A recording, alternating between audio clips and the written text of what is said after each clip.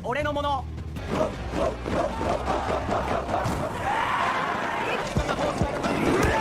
សួស្តីអ្នកទាំងអស់គ្នាត្រឡប់មកវិញជាមួយ Admin នៅក្នុងវីដេអូនេះ Admin មានខ្សែភាពយន្តមួយដែលមានចំណងជើងថា Windbreaker ខ្សែភាពយន្តនេះរៀបរាប់ពីរឿងរ៉ាវរបស់សិស្សវិទ្យាល័យម្នាក់ដែលប្រាថ្នាចង់ក្លាយជាក្មេងខ្លាំងបំផុតនៅក្នុងសាលារបស់គាត់មុននឹងយើងចូលទៅដល់សាច់រឿងខ្ញុំចង់រំលឹកអ្នកថាកុំភ្លេចចុច Like Comment Subscribe និងចុចរូបកណ្ដឹងដោយមិនបាច់និយាយយូរតោះទៅមើលសាច់រឿងវិញ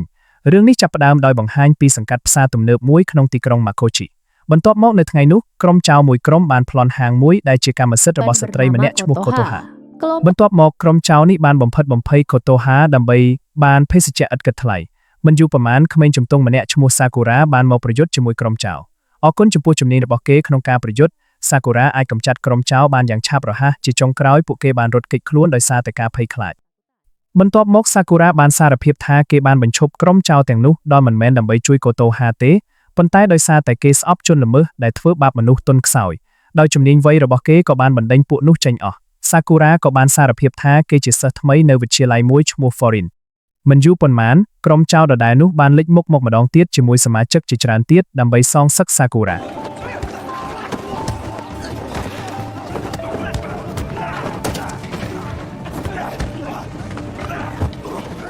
ពេល Sakura នឿយហត់ខ្លាំងនឹងការប្រឈមមុខនឹងពួកគេតែម្នាក់ឯងសិស្សវិទ្យាល័យម្នាក់ទៀតឈ្មោះ Hiragi ក៏បានមករួមជាមួយកូនសិស្សរបស់ Foreign ដែលអមដំណើរគាត់ Hiragi អាចកម្ចាត់ក្រុមចៅហើយបានបណ្ដេញពួកគេចេញអរគុណចំពោះព័ត៌មានរបស់ Kotoha Sakura បានដឹងថា Hiragi និងមិត្តភ័ក្តិរបស់គាត់ជាសមាជិកនៃ Boforin ជាក់ស្ដែង Boforin គឺជាក្រុមក្មេងទំនើងមួយក្រុមដែលបានការពារទីក្រុង Makochi តាំងពី2ឆ្នាំមុនលើពីនេះ Boforin បានមើលថែសិស្សវិទ្យាល័យរបស់ Foreign ដែលត្រូវបានអ្នកខាងក្រៅចាត់ទុកថាជាក្រុមចៅនៅពេលដែលស្ថានភាពមានសុវត្ថិភាព Kotoha បានឲ្យអាហារដោយឥតគិតថ្លៃដល់ Sakura ព្រោះនាងអរគុណសម្រាប់ការជួយរបស់ Sakura អំឡុងពេលសន្ទនាគ្នា Sakura បានសារភាពថាគេចង់ក្លាយជាក្មេងខ្លាំងបំផុតនៅក្នុងវិទ្យាល័យ Foreign មិនយូរប៉ុន្មានសិស្សវិទ្យាល័យម្នាក់ឈ្មោះ Nire បានមកហាងរបស់ Kotoha ដើម្បីជួប Sakura ជាក់ស្ដែង Nire បានមើលសកម្មភាពរបស់ Sakura ប្រយុទ្ធប្រឆាំងនឹងក្រុមចៅដែលបានមកបំផិតបំភ័យ Kotohaបន្ទាប់មក Nire បានសរសេរប្រវត្តិរូបរបស់ Sakura នៅក្នុងសៀវភៅកត់ត្រារបស់គេពីព្រោះគាត់ជាមនុស្សចូលចិត្តសរសេរប្រវត្តិរូបរបស់មនុស្សដែលគេចាត់ទុកថាលយនៅចុងបញ្ចប់នៃការជួបគ្នា Kotoha បាននិយាយថា Sakura មិនអាចក្លាយជាក្មេងខ្លាំងបំផុតនៅក្នុងវិទ្យាល័យ Foreign បានទេព្រោះគេមិនមានមិត្តភ័ក្តិនៅយប់នោះវាត្រូវបានបង្ហាញថាក្រុមចៅដែលបានបំផិតបំភ័យ Kotoha គឺជាសមាជិកនៃក្រុមចៅ Shishidorin Togame ដែលជាតំណាងរបស់មេដឹកនាំ Shishidorin បានបង្ខំសមាជិកក្រុមចៅឲ្យលោតចូលទៅក្នុងរង្វង់ភ្លើងជាការដាក់ទណ្ឌកម្មចំពោះការបរាជ័យរបស់ពួកគេពី Boforin នៅថ្ងៃបន្ទាប់អ្នកស្រុកបានប្រមូលផ្ដុំគ្នាដើម្បីផ្ដល់អាហារនិងភេសជ្ជៈដោយឥតគិតថ្លៃដល់ Sakura ជាសំណងសម្រាប់ការជួយ Boforin ការពារទីក្រុង Makochi នៅតាមផ្លូវទៅវិទ្យាល័យ Foreign Sakura បានទទួលព័ត៌មានសំខាន់ៗពី Nire ជាក់ស្ដែងតំបន់ដែល Sakura មើលឃើញពីចម្ងាយគឺជាតំបន់ក្រុមក្មេងទំនើង Shishidorinបន្ទាប់មក Nire បានហាមឃាត់ Sakura មិនឲ្យចូលទៅក្នុងតំបន់ Shishidorin ដើម្បីជៀសវាងជម្លោះរវាង Boforin និង Shishidorin នៅវិទ្យាល័យ Foreign Sakura និងសិស្សថ្មីម្នាក់បានទទួលព័ត៌មានអំពីការបែងចែកថ្នាក់ជាក់ស្ដែង Sakura នឹងរៀនក្នុងថ្នាក់តែមួយជាមួយ Nire ហើយពួកគេត្រូវបានចាត់ថ្នាក់ជាសិស្សថ្នាក់ទី1ឬទី10ពេលគេទើបតែចូលថ្នាក់ Sakura បានប្រកាសពីមហិច្ឆតារបស់គាត់ក្នុងការក្លាយជាក្មេងខ្លាំងបំផុតនៅក្នុងវិទ្យាល័យ Foreign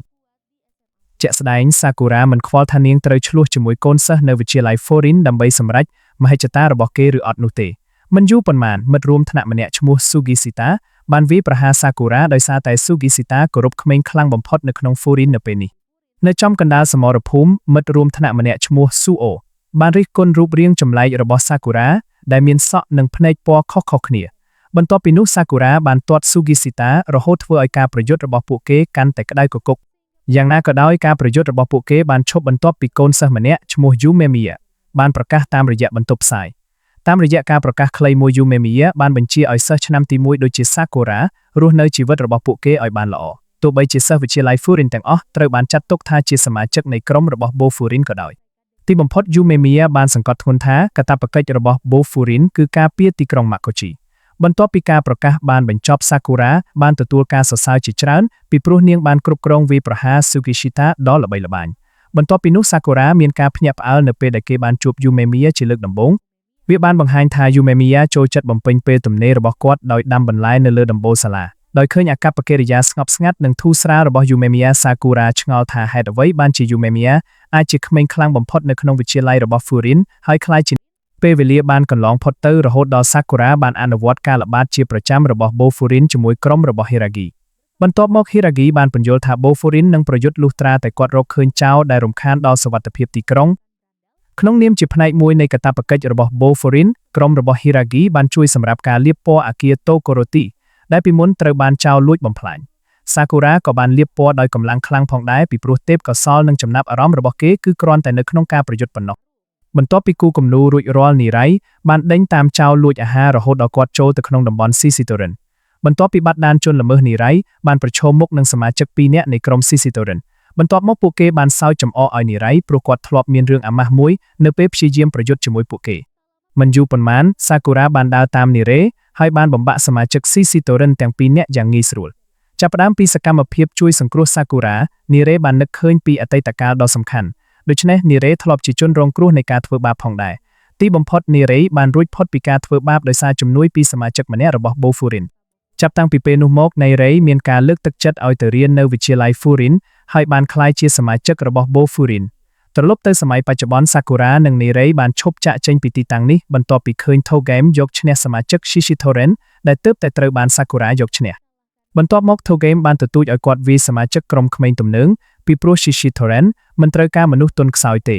ដោយដឹងរឿងនេះ Sakura បានក្លាយជាមនុស្សប្រឆាំងនឹង Shishidoren ពីព្រោះក្រុមក្មេងទំនើងបានបដិញ្ញាចិត្តដាក់ទណ្ឌកម្មសមាជិកដែលត្រូវបានចាត់ទុកថាទន់ខ្សោយបន្ទាប់ពីនោះ Hiragi បានរាយការណ៍ទៅ Umemiya អំពីភាពតានតឹងជាមួយ Shishidoren បន្ទាប់មកនីរ៉ៃបានសុំទោសចំពោះស្ថានភាពដ៏ក្តៅគគុកនេះដោយសារតែកំហុសរបស់គាត់ដែលបានចូលទៅក្នុងតំបន់ Sisitoren ទីបំផុត Umemiya មិនបានស្ដីបន្ទោសនីរ៉ៃចំពោះកំហុសរបស់គាត់ក្នុងការព្យាយាមការពារទីក្រុងនោះទេ Umemiya ក៏បានថ្លែងអំណរគុណដល់ Sakura ដែលបានជួយសង្គ្រោះនីរ៉ៃពីការវាយប្រហាររបស់ Sisitoren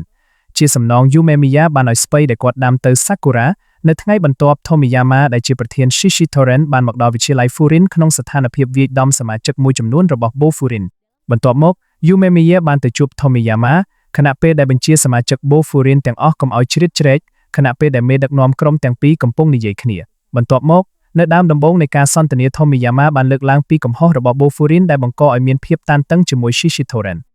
កំហុសទី1គឺសកម្មភាពរបស់ Sakura និងកំហុសផ្សេងទៀតដែលបានជំរុញសមាជិក Shishidoren ដែលបានបំផិតបំភ័យ Kotoha កំហុសទី2គឺសកម្មភាពរបស់ Neriri ដែលចូលទៅក្នុងតំបន់ Shishidoren ទីបំផុត Tomiyama បានបបួល Umemiya ប្រកួតគ្នាដើម្បីឲ្យ Tomiyama អាចសម្រេចមហិច្ឆតារបស់គាត់ក្នុងការយកឈ្នះ Umemiya និងដណ្ដើមយកការគ្រប់គ្រងវិទ្យាល័យ Furin ជាក់ស្ដែង Tomiyama បានស្នើឲ្យមានការប្រកួតប្រជែងនេះឡើងពីព្រោះគាត់មិនចង់ឃើញ Umemiya រស់នៅយ៉ាងសប្បាយរីករាយនិងសេរីក្នុងឋានៈជាប្រធានក្រុម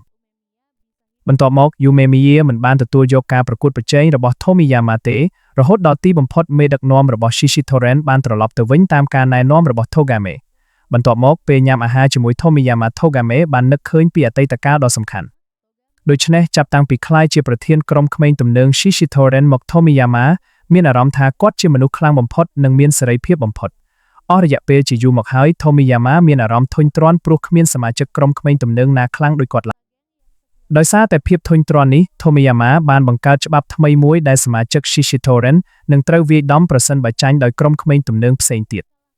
តាមរយៈច្បាប់នេះ Tomiyama សង្ឃឹមថាសមាជិកក្រុមក្មេងទំនើងទាំងអស់អាចរីកចម្រើននិងស្មើនឹងកម្លាំងរបស់គាត់ Togame ក្នុងនាមជាតំណាងរបស់មេដឹកនាំ Shishidoren មានការខកចិត្តនឹងច្បាប់នេះព្រោះគាត់មានអារម្មណ៍ថាខុសខើយ៉ាងណាក៏ដោយដើម្បីផ្គាប់ចិត្ត Tomiyama Togame ត្រូវបានបង្ខំឲ្យយល់ព្រមតាមច្បាប់ត្រឡប់ទៅស្ថានភាពបច្ចុប្បន្នវិញ Umemiya បានអញ្ជើញសមាជិក Bofurin ឲ្យជួបគ្នានៅហាង Kotoha វាបានបង្ហាញថា Umemiya ជាធម្មតាចែករំលែកបន្លែរបស់នាងសម្រាប់ហាង Kotoha បន្ទាប់មក Sakura បានលើកឡើងពី Umemiya និង Kotoha ថាជាគូស្នេហ៍ដោយសារតែទំនាក់ទំនងជិតស្និទ្ធរបស់ពួកគេបន្ទាប់មក Umemiya បាននិយាយថាគាត់និង Kotoha អាចមានភាពស្និទ្ធស្នាលគ្នាព្រោះពួកគេជាក្មេងកំព្រាពីអាទូដែលធំធាត់នៅក្នុងមណ្ឌលកុមារកំព្រាតែមួយ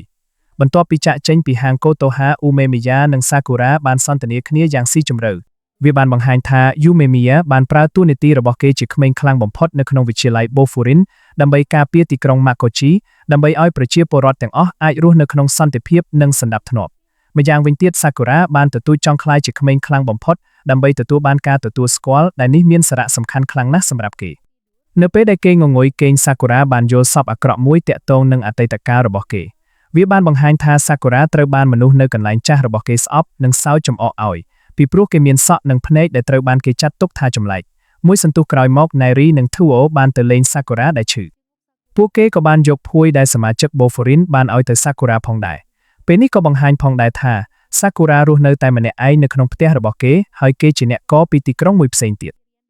ចំណែក Umemiya បាននិយាយជាមួយ Kotoha អំពីសាគូរ៉ាវាបានបង្ហាញថា Umemiya ក៏ជាមនុស្សឯកាដូចសាគូរ៉ាដែរមុនពេលក្លាយជាមេក្រុមរបស់ Boforin តាមពិតទៅគេជាមនុស្សដែលគោរពស្មារតីមិត្តភាពពេលវេលាកន្លងផុតទៅសាគូរ៉ាទីបំផុតបានជាសះស្បើយបន្ទាប់មកនៅពេលដែលគេកំពុងដើរតែម្នាក់ឯងនៅក្នុងទីក្រុងសាគូរ៉ាបានជួប Togame និងសមាជិក2នាក់នៃក្រុម Shishitoren ដោយចៃដន្យបន្ទាប់មកសាគូរ៉ាបានទទួលយកការប្រឈមមុខជាមួយពេលដែលពួកគេកំពុងឆ្លោះគ្នានារ៉េបានមកហើយព្យាយាមបញ្ចុះបញ្ចូលសាគូរ៉ាឲ្យបញ្ឈប់ការប្រយុទ្ធពីព្រោះ Umemiya បានហាមឃាត់សមាជិក Boforin មិនឲ្យឆ្លោះគ្នាដោយគ្មានគោលបំណងដោយចងចាំពីការហាមឃាត់នេះសាគូរ៉ាចង់រត់គេចខ្លួនជាមួយនារ៉េនៅក្នុងស្ថានភាពនេះពួកគេត្រូវបានវាយប្រហារដោយ Togame និងសមាជិក2នាក់របស់ Shishitoren បន្ទាប់មកសមាជិក2នាក់របស់ Shishitoren បានវាយប្រហារនារ៉េដែលធ្វើឲ្យសាគូរ៉ាបែកអារម្មណ៍នៅពេលដែលសាគូរ៉ាកំពុងប្រយុទ្ធជាមួយ Togame នៅទីបញ្ចប់ Togame បានយកឈ្នះសាគូរ៉ាដែលធ្វើឲ្យគេរងរបួសយ៉ាងធ្ងន់ធ្ងរនៅដៃនិងបាតដៃរបស់គេពេលកំពុងសម្រាកនៅហាង Kotoha Umemiya បានប្រាប់សាគូរ៉ាថាស្ថានភាពរបស់នារ៉េឥឡូវនេះមានស្ថិរភាពហើយបន្ទាប់មកសាគូរ៉ាបានទទូចថានារ៉េនឹងមិនរងរបួសទេប្រសិនបើគេមិនចូលរួមក្នុងការប្រយុទ្ធជាមួយ Togame សាគូរ៉ាក៏បានទទូចផងដែរថាការមានមិត្តភ័ក្តិនឹងធ្វើឲ្យគេទន់ខ្សោយព្រោះសម្រាប់សាគូរ៉ាមិត្តភ័ក្តិគឺជាបន្ទុកគោលការណ៍របស់សាគូរ៉ាក៏ត្រូវបាន Sugishita និង Suo ជំទាស់យ៉ាងខ្លាំងផងដែរម្យ៉ាងវិញទៀត Umemiya បានអះអាងថាសាគូរ៉ាកំពុងព្យាយាមជួយសង្គ្រោះនារ៉េទោះបីជាសាគូរ៉ាមានអារម្មណ៍ថាត្រូវបានរារាំងដោយគាត់ក៏ដោយបន្ទាប់ពីនោះ Kotoha បានហាមឃាត់សាគូរ៉ាមិនឲ្យចាកចេញពីទីក្រុង Makochi ពីព្រោះ Kotoha ចង់ព្យាបាលរបួសរបស់សាគូរ៉ាជាមុនសិនពេលកំពុងព្យាបាល Kotoha បានប្រាប់រឿងរ៉ាវអតីតកាលរបស់ Umemiya តាមពិតទៅឪពុកម្ដាយរបស់ Umemiya បានស្លាប់នៅពេលព្យាយាមការពារកូនរបស់ពួកគេពីគ្រោះថ្នាក់ចរាចរណ៍បន្ទាប់មកចាប់តាំងពីរស់នៅក្នុងប៉ាមព្យាសុហាន Umemiya នៅតែមានអារម្មណ៍ថាមានកំហុសចំពោះការស្លាប់របស់ឪពុកម្ដាយរបស់គាត់ទីបំផុត Umemiya អាចអភ័យទោសឲ្យខ្លួនឯងនិងបន្តរស់នៅបានដោយសារសេចក្តីសប្បុរសរបស់កុមារនៅផាំព្យាសុហានដោយសារសេចក្តីសប្បុរសនោះ Umemiya បានបង្កើត Boforin ជាក្រុមអ្នកការពារទីក្រុង Makochi តាមពិតទៅ Umemiya ក៏បានចាត់ទុកប្រជាពលរដ្ឋនៃទីក្រុងដូចជាក្រុមគ្រួសាររបស់គេផងដែរនៅចុងបញ្ចប់នៃការសន្ទនា Kotoha បានសុំឲ្យសាគូរ៉ាប្រគល់សៀវភៅកំណត់ហេតុរបស់នារ៉េដែលទុកនៅក្នុងហាងវិញពីព្រោះសាគូរ៉ាជាមនុស្សដែលស័ក្តិសមបំផុតក្នុងការធ្វើទោះបីជាមានអ្វីកើតឡើងក៏ដោយសាគូរ៉ានៅតែជ្រើសរើសចាកចេញពីទីក្រុង Makochi ពីព្រោះគេមានអារម្មណ៍ថាវាមិនសមស្របនឹងស្មារតីមិត្តភាពដែលត្រូវបានគោរពដោយ Boforin នៅពេលដែលទីក្រុង Makochi ត្រូវបានខ្យល់បក់ខ្លាំងក្រុម Shishitoren បានបង្កើតចលាចលនៅក្នុងសង្កាត់ផ្សារទំនើបដែលបានក្លាយជាទីតាំងរបស់ហាង Kotoha នៅពេលនេះសមាជិករបស់ Shishitoren បានបាញ់ថ្នាំលើអគារស្នាក់នៅនិងកន្លែងផ្សេងៗតាមតែចិត្តរបស់ពួកគេសាគូរ៉ាដែលមិនទាន់ចាកចេញពីទីក្រុងនៅឡើយទីបំផុតបានដឹងអំពីការបំផ្លិចបំផ្លាញរបស់ Shishitoren ដោយចងចាំពីបញ្ជារបស់ Umemiya ដែលត្រូវការពារទីក្រុង Makochi ជានិច្ចសាគូរ៉ាក៏បានប្រយុទ្ធប្រឆាំងនឹងសមាជិករបស់ Shishitoren ដើម្បីបញ្ឈប់សកម្មភាពរបស់ពួកគេ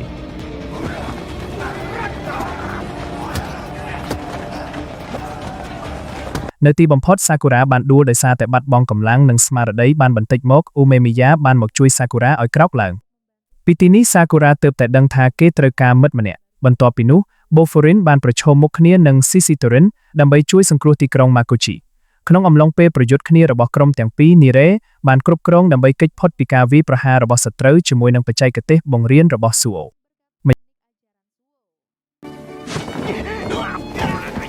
យ៉ាងវិញទៀត Hiragi បានផ្ដោតលើការប្រយុទ្ធជាមួយ Sako វាបានបង្ហាញថាការពួកគេនៅវិទ្យាល័យ Hiragi បានបង្រៀន Sako ឲ្យចេះប្រយុទ្ធដើម្បីកុំឲ្យគេត្រូវគេធ្វើបាបម្ដងទៀតបន្ទាប់មក Sako បានក្លាយជាមិត្តភ័ក្តិហើយសន្យាថានឹងជួយ Hiragi ឲ្យក្លាយជាក្មេងខ្លាំងបំផុតទីបំផុត Sako មានការខកចិត្តហើយប្រឆាំងនឹង Hiragi ចាប់តាំងពី Hiragi សម្រេចចិត្តក្លាយជាកូនក្រុមរបស់ Umemiya ត្រឡប់ទៅស្ថានភាពបច្ចុប្បន្នវិញ Hiragi បានយកឈ្នះ Sako ហើយបានឲ្យគាត់នៅបង់រំរបួសជាសញ្ញាមួយដែលបង្ហាញថាគាត់នៅតែយកចិត្តទុកទន្ទឹមនឹងនេះ Sugishita ត្រូវបានយកឈ្នះដោយ Arima និង Kanuma ដែលជាសមាជិក2នាក់របស់ Shishitoren ដែលធ្លាប់បានយកឈ្នះនារ៉េបន្ទាប់មកការប្រយុទ្ធរបស់ពួកគេត្រូវបានរំខានដោយការលេចចេញរបស់ Suo Sugishita បានក្រោកឡើងភ្លាមៗរហូតដល់គាត់អាចយកឈ្នះ Arima បានម្យ៉ាងវិញទៀត Suo បានប្រយុទ្ធជាមួយ Kanuma ដោយមិនបានប្រឹងប្រែងអ្វីឡើយ ទីបំផុតស៊ូអូបានយកឈ្នះកាណូម៉ាហើយពេញចិត្តនឹងការបង្រៀនគាត់អំពីអាកប្បកិរិយារបស់មនុស្សធំត្រឡប់ទៅយូមេមីយ៉ាវិញគាត់បានត្រៀមខ្លួនរួចជាស្រេចដើម្បីប្រយុទ្ធជាមួយថូមីជាក់ស្ដែងថូមីយ៉ាម៉ាបានប្រើប្រាស់ការសកម្មភាពបំផ្លិចបំផ្លាញរបស់ Shishitoran ដើម្បីគ្រប់គ្រងសង្កាត់ផ្សារទំនើបនៅក្នុងទីក្រុង Makochi និងចង់ឲ្យយូមេមីយ៉ាចេញមកការពារខណៈពេលកំពុងប្រយុទ្ធយូមេមីយ៉ាបានបន្តផ្ដល់ដំបូន្មានដល់បន្ទាប់មកយូមេមីយ៉ាបានសន្និដ្ឋានថាថូមីយ៉ាម៉ាមិនដែលពេញចិត្តបន្ទាប់ពីដឹងពីមហិច្ឆតារបស់គាត់ទេដោយសារតែថូមីយ៉ាម៉ាមិនអាចយល់ពីខ្លួនឯងបានខណៈពេលដែលការប្រយុទ្ធនៅតែបន្តយូមេមីយ៉ាបានវិនិច្ឆ័យដឹងថាកណ្ដាប់ដៃរបស់ថូមីយ៉ាម៉ាមិនខ្លាំងដូចមុនខណៈពេលកំពុងទប់ការវាយប្រហារយូមេមីយ៉ាបានសង្កត់ធ្ងន់ថាថូមីយ៉ាម៉ាឥឡូវនេះមានអារម្មណ៍ថាគ្មានទីពឹងនឹងខូខើពីព្រោះគាត់ភ្លេចស្មារតីមិត្តភាពដែលគាត់ធ្លាប់មានជាមួយ Shishitoran ទន្ទឹមនឹងនេះ Sakura បានប្រយុទ្ធជាមួយ Togami ម្ដងទោះបីជាត្រូវវាយប្រហារយ៉ាងខ្លាំងម្ដងហើយម្ដងទៀតក៏ដោយ Sakura នៅតែអាចក្រោកឈរឡើងហើយប្រយុទ្ធប្រឆាំងនឹង Togami ដោយបានបំផុសគំនិតដោយអាកប្បកិរិយាមិនចុះចាញ់របស់ Sakura និងហ៊ានប្រឈមមុខនឹងបញ្ហា Togami ទីបំផុតបានដឹងពីសារៈសំខាន់នៃទំនាក់ទំនងរបស់គាត់ជាមួយ Tomiyama